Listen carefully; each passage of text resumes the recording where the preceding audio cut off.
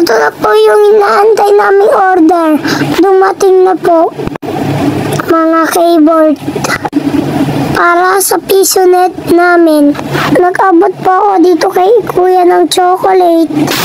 At sinabi ko po, Happy Father's Day. Tuwang-tuwa po dito sa akin si Kuya. At nagpasalamat po siya sa akin. Ito na po yung hawak ko na 6 pieces na keyboard. Awit na po kami sa bahay para masubukan namin. Hello guys! Andito na po ako sa bahay.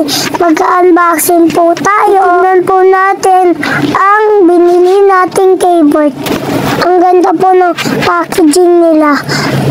Sana lang po hindi sira ang mga binili nating keyboard. Susubukan din po natin to mga kabalo. Kung hindi po kami nakamali na bala-bala, nakabulol-bulol na po ako. Sheesh! Kung hindi po kami nakamali sa shop na pinilan po namin. Hanggang ngayon po hindi ko pa rin po mabuksan-buksan. Sa wakas, nakita ko na rin po ang keyboard na binili namin. Mukha naman pong maganda at maayos. Second hand lang po ito pero mukhang bago. Ito na mga kabalot. Excited na po ako subukan. Halika na po, subukan na po natin. Ito na po, tinatry. Susubukan na po namin ni Kuya Pokot ang mga keyboard. Dahil wala pong pasok ngayon, ito po ginagawa ko. Pagpa-vlog and pagko-computer. Kahit papano po, may alam na po ako sa computer. Ito po, kinakabit ko na po yung wire ng keyboard. Tara na po, subukan na po natin. Tan-taran-tan-tan, ito na po. Susubukan ko na po.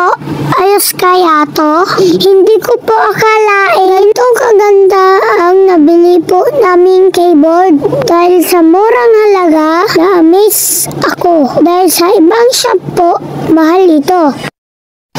Iniisa-isa ko po itong tignan kung ayos po ba lahat yung nabili naming keyboard. Dahil po, i-recommend ko po itong shop na nabilan po namin sa inyo. Salamat po sa shop na nabilan namin. Mura na, may libre pa. Sheesh! Kung naghahanap po kayo ng murang keyboard, mouse at iba pa pong computer parts, dito na po kayo. Unilin PC parts. Lahat naman po ng binili po namin, ayos naman po. Hi tropa, please don't hesitate to contact Unilin PC Parts for more info about their product. Ito po ang page nila. Tan-taran-tan-tan. Thank you for watching. God bless Kailot Balot. God bless us all. Ito po ang page nila.